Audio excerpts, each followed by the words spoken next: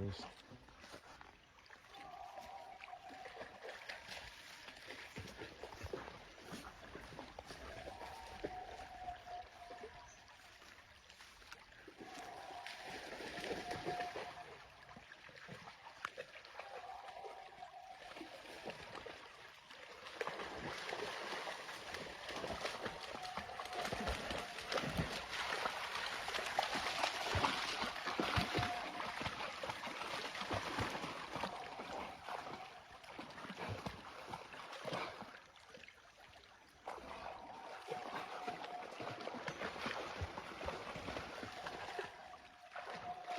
Girls, are you hear that?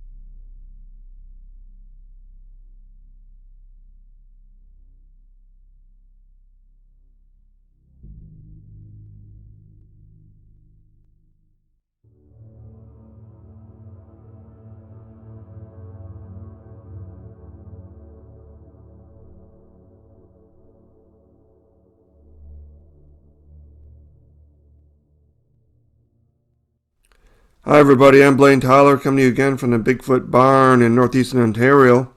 Alright, so today's video is Algonquin Park's big Sasquatch secret. You bet it's a secret. And there's the old gate, the East End gate. I've had several encounters there, and I'll get back to that. I've been taking my kids there for decades, I guess, a couple decades.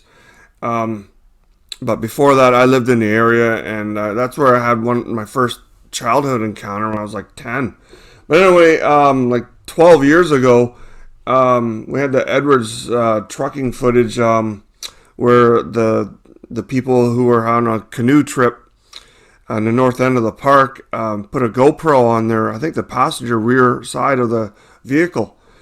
They went by an area that's all shaded, and when the front part of the car with the people in it went by, the Sasquatch stood up in the shadow of a tree, and they filmed it. And then, of course, they had it enhanced. They could see something in reviewing the video, and then they had it enhanced, and then we got the pictures. Pretty cool. Nick from Temesc, Ontario, I think he submitted it. You can read that. Just pause and read it. But like I said, I've had several encounters there. I've been warned not to create a stir by reporting them at the visitor center and talking about it. I got some crappy copies of the footage coming. And what I did was I just kind of played around here. I just want to show you the area. But they stood up right there. And did you miss it? Yeah, you're going to miss it. There's better versions on the internet. Just look up Algonquin Bigfoot kind of thing. But they're right in there. And the point about showing that video, there's more than one. I can see more than one, but there's the enhanced and zoom version, I guess. Edwards CM truck footage. Nick there shared it with everybody. But anyway, I've been in the park. I was there this August. Jumped the rail, looked for prints in the sandy shoulder. In the picture, I see some things watching me. Big things with heads, hairy heads watching me. Can't confirm, but I'm going to show you the pictures anyway. And I found prints and arches and everything in the park. And it makes you wonder how many sightings there actually are if everyone came forward, or they were allowed to, if the park made everybody aware of the Sasquatch in the park. There's been Bigfoot expeditions in the park. Some groups up from the States. At least one of them included Dr. Meldrum, the professor of the state university there. So you got to think, if it's that much activity to bring in Dr. Meldrum, there's got to be a lot more going on than what they're letting people know about, right? Kind of like Yellowstone. They don't want to be known for Sasquatch Central because it's a game reserve there, and same as here in national parks. They want people to come in and have their camping and not to be disturbed with reports of giant hairy monsters on the shoreline watching their kids, right? But anyway, there's some pictures of something that was kept changing position every time I took a picture. So anyway, that's pretty cool. But like again, myself, I've had some problems with the staff when I went to report it. Most of the staff there are totally unaware of all the activity. It's just, the rangers and stuff who deal with the campers, especially the ones that go internal camping into the park interior. And I've mentioned this before on World Bigfoot Radio with Duke, and I think maybe on SOR with Dave, and Texas Front Porch with Rob and Tex there, Bigfoot Michigan Rob. So yeah, there's a lot more going on in that park than what people are aware of.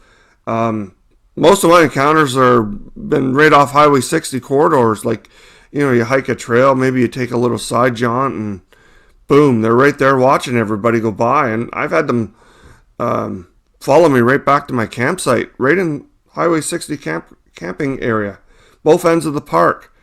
So pretty cool, and also kind of unnerving that there's so much activity, and government park is covering it up so that they can keep the money coming in if certain people won't camp there because of Sasquatch. But that's the way it is until we all come forward and make our sightings and encounters public.